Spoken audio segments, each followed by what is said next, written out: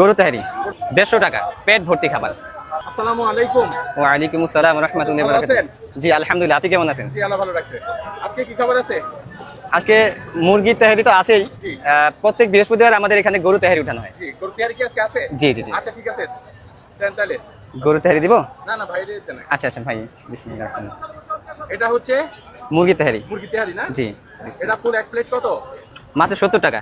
মাত্র 70 টাকা? জি। একজন ভরপেট খাইতে পারবে ইনশাআল্লাহ। ইনশাআল্লাহ। জি। কয় পিস মুরগি দিবেন? এক পিস। এক পিস? জি। এক পিস মুরগি দিয়ে হচ্ছে 70 টাকা, তাই তো? জি জি। এটা পিসটা দেখাবেন কেমন? মুরগির জি, পিসটা কেমন? এই যে। এই সাইজ না? জি, আবার অনেক সময় লেগ পিসও পাওয়া যায়। আচ্ছা, লেগ পিসও থাকে, সলিড পিস এটা না? জি জি, এটা হলো সিনার পিস বলে আর কি। সিনার পিস। বিসমিল্লাহ।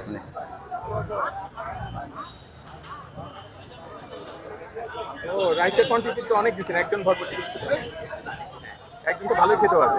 জি জি জি। এটার দাম হচ্ছে 70 টাকা, তাই? জি।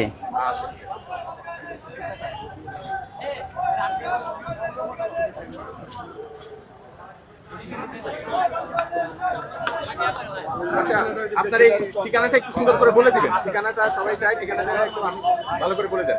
আচ্ছা, আমাদের এটা হলো ঢাকা গুলিস্তান, হ্যাঁ। Sundarban square super market, 1 number gate. 1 number gate. জি। এখানে আসলেই পাবে। জি, জি, কয়টার ইনশাআল্লাহ। সময় আসবে? 1টা থেকে 1:30টা। আমি একটু বেশি সময় নেই, কারণ রাস্তার আসার সময় একটু সময় এদিক সেদিক হয়ে যায়, যার কারণে আমি 1টা থেকে 1:30টা নিলাম। 1টা থেকে 1:30টা। এই সময়ের মধ্যে পাবে ইনশাআল্লাহ। আচ্ছা, আর সর্বোচ্চ? আসলে 3টা, 3:30টা, আর সর্বোচ্চ গেলে 4:30, এর মধ্যে আলহামদুলিল্লাহ শেষ হয়ে যায় আমাদের।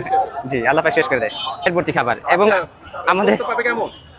2 পিস থেকে 3 পিস, সর্বোচ্চ 3 পিস। 3 পিস পাবে না? এর মধ্যে আমাদের গোস্তের পিস এই যে দেখতে পাচ্ছি সবাই। এই যে গোস্তের সাইজটা দেখেন, এই হচ্ছে গরুর গোস্ত।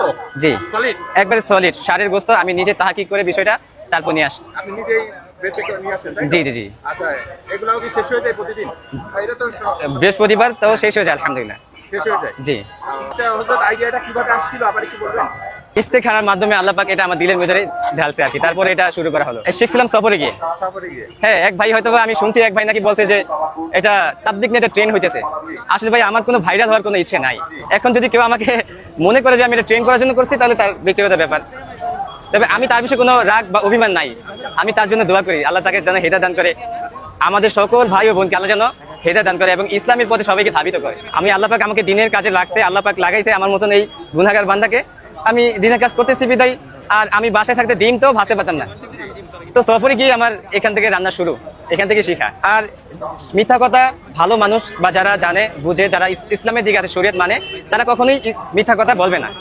আর আমার মিথ্যা কথা বলেই বা কি হবে, যে আসলে ইসলামের শরীয়ত মোতাবেক তো খাবারটা মানুষকে মেহমানদারি করানো। তো আসলে আমার আল্লাহ পাক ওরকম সাধ্য দেয় নাই। যদি দিত তাহলে আমি হয়তো বা সবাইকে মেহমানদারি করতে পারতাম। তো হালতের কারণে এই খাবারের ব্যবসাটা শুরু করা। তো অন্তত আল্লাহ পাক এই তৌফিক তো দিয়েছেন যে মানুষকে অল্প টাকার মধ্যে ভালো খাবার খাওয়ানো, সেটাই পারতেছে আলহামদুলিল্লাহ। আল্লাহ পাক তৌফিক দিয়েছেন সেটা। সেটাই করতেছেন। জি জি আলহামদুলিল্লাহ। ঠিক আছে, তাহলে আল্লাহ হাফেজ, ভালো থাকবেন। জি, আল্লাহ হাফেজ। আসসালামু আলাইকুম ওয়া রাহমাতুল্লাহি ওয়া বারাকাতুহু।